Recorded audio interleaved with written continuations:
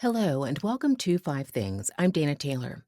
In the summer of 2020, a wave of social unrest in America exploded following the murder of George Floyd. One social movement that gripped the nation was called Black Lives Matter. Millions of Americans took to the streets demanding change, but sweeping change didn't come. What was the objective? What, if anything, changed? I'm joined now by writer and academic Fredrik deBoer, whose book, How Elites Ate the Social Justice Movement, will be out on September 5th. Freddie, thank you for joining me. So much for having me. So it's now been 3 years, and Black people continue to die at the hands of police, Tyree Nichols, Andre Hill, yet the movement to reform police has effectively stalled. Why do you think that is? The biggest problem has been the lack of a particularly specific policy ask. There has not been a piece of signature legislation that people have been able to rally around. I think that the George Floyd Justice and Policing Bill, which was a bill that failed twice in Congress, including when Democrats had the power to pass it, was a good model. The problem with the George Floyd Justice and Policing Act, which, if you're unfamiliar with it, it entailed all manner uh, of changes. It was sort of an omnibus police reform bill. For example, qualified immunity, which is a legal doctrine that largely protects cops from accountability when they commit acts of misconduct and violence. The George Floyd Justice and Police Bill would not end it entirely, but it would have helped to make people win successful lawsuits despite qualified immunity. It mandated body cameras for federal police officers. It had all kinds of recommendations in regard to the training and hiring of police officer, etc.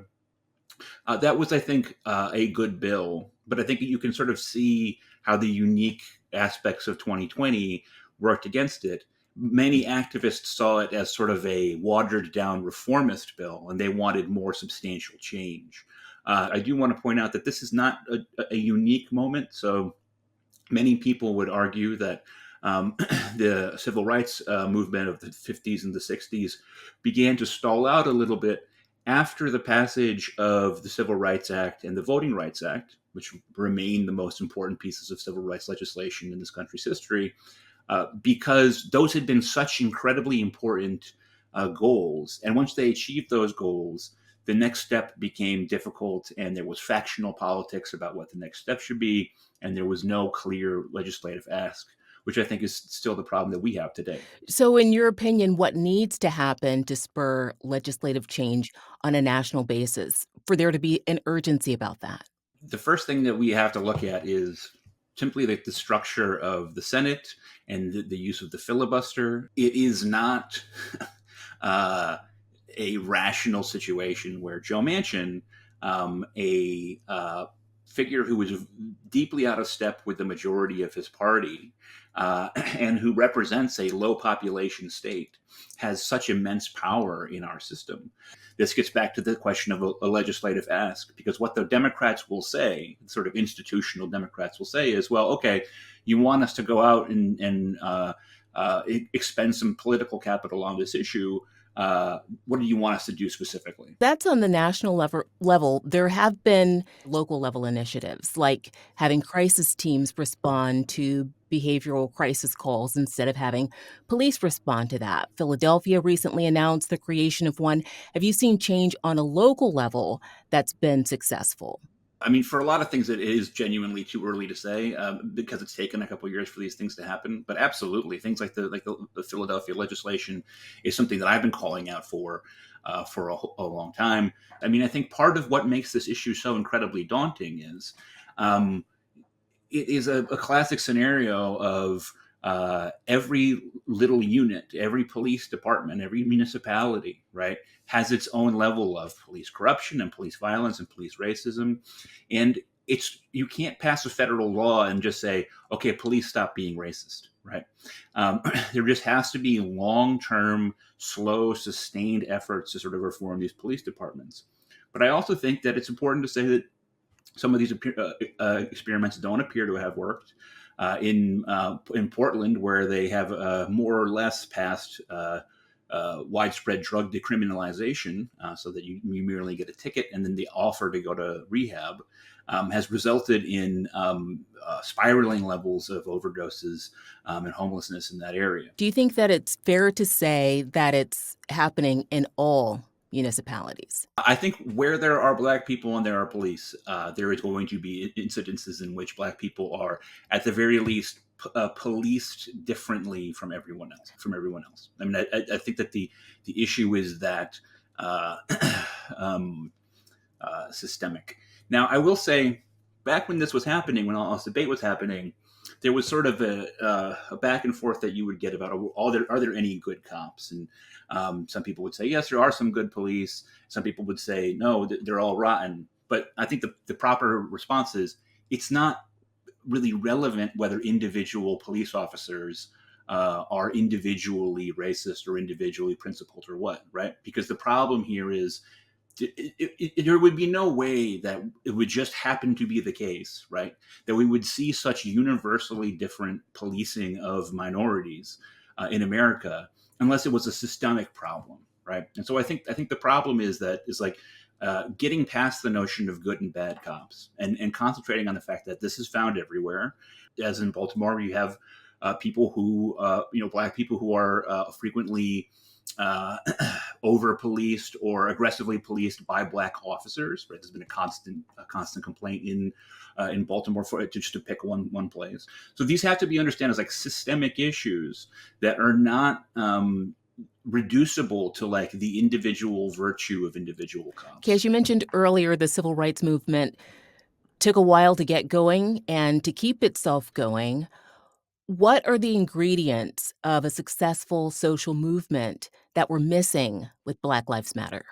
You have to have um, social organizations that have pre-existing networks in which you can tie people into. And one of the things that really worries me about 21st century American life is, there's been a whole lot of sociological literature saying that these sort of institutional places where people meet and gather that are not the workplace have dissolved. So, for example, the book Bowling Alone is a classic look at this, where people used to have things like bowling leagues or Elks clubs or whatever.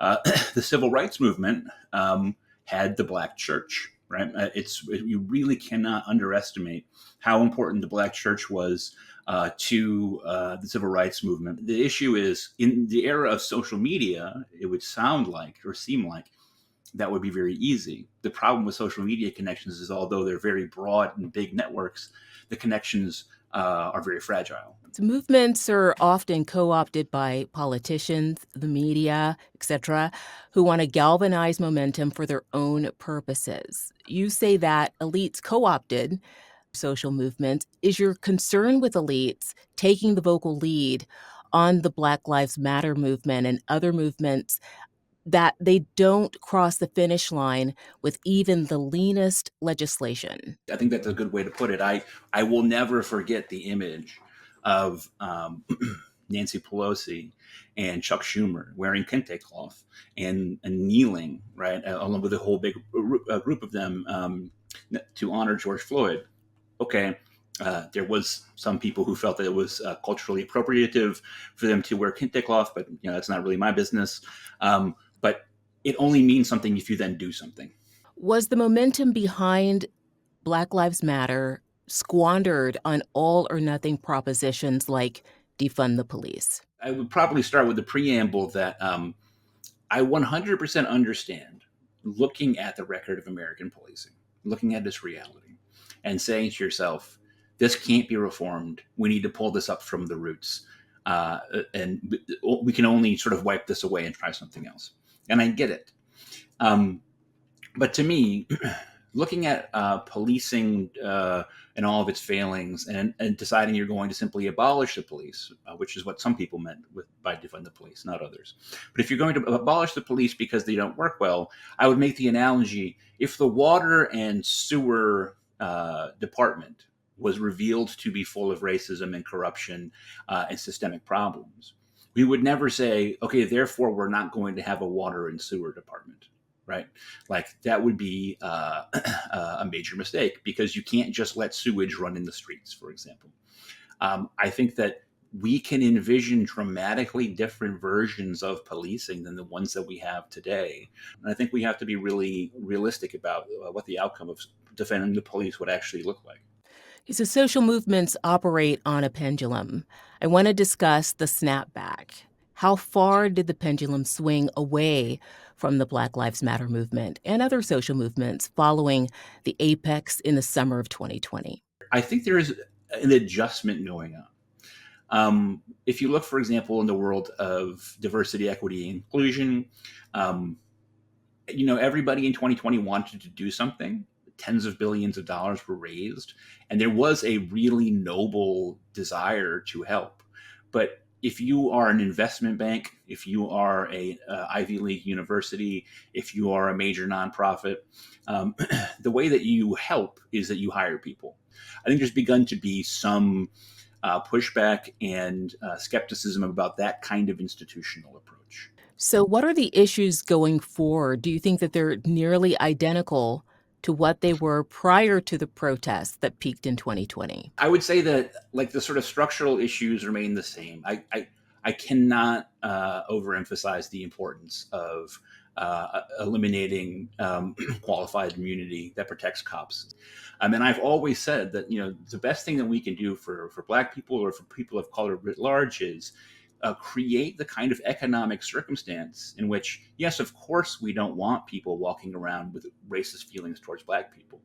But the only way to actually secure the interests of Black people is by making them economically powerful to the same degree as other races, and then they can secure their own interests, right? And it stops mattering whether or not everybody is racist or not. Okay, so the question, what about black on black crime? That's frequently invoked when discussing the rate of violent deaths in the Black community. From your perspective, as the scope of the Black Lives Matter movement expanded beyond vigilantism and police violence against Blacks, did that question become a valid part of the Black Lives Matter conversation? I think that it is a valid part of the conversation. I think that we have to sort of understand the conditions under which this is happening. Most of the time, on black crime is invoked not in a sincere way, but rather it's used as a cudgel with which to beat back talk about police violence from people who are conservatives. So you say, hey, it sure seems like cops kill a lot of Black people, and there's always some conservatives that pop up and say, but many more are killed by Black and Black crime. Um, and so it's natural that people would be personally reticent to want to engage in those terms. However, I think it's important to say there are hundreds of Black founded, Black led, Black staffed anti-violence organizations in this country. I think one of the things that happened in 2020 is that there became a misconception that the average BLM activist was sort of a spokesperson for the entire Black race in the United States. But if you actually look at public polling, Black Americans, Black Democrats specifically, they constantly identify crime within their own community as one of their top priorities. They constantly are asking for greater resources to deal with that problem. So I would just insist to everyone that the idea that there is some sort of a contradiction between supporting Black Lives Matter and having a conversation about how to reduce crime within the Black community is a false choice. And many Black people are already working in that regard. In your opinion, Freddie, will the movement rise to the level of impact, the same level of impact as the civil rights movement? Under the name Black Lives Matter, I kind of doubt it. I think that it's got a lot of baggage at this point, but the spirit that animated BLM, the anger and the dedication to fixing things, I think that absolutely will eventually, I hope, power a movement in this country that really takes seriously these issues. I mean, the sad fact of the matter is we never run out of new prominent examples of police violence against Black people. And I have to believe that decent people are going to continue to be outraged by that reality and come together to hopefully fix things. Fredrik's book, How Elites Ate the Social Justice Movement, is on bookshelves September 5th. Thank you so much for joining us today. Thanks so much for having me. Thanks for watching. I'm Dana Taylor. I'll see you next time.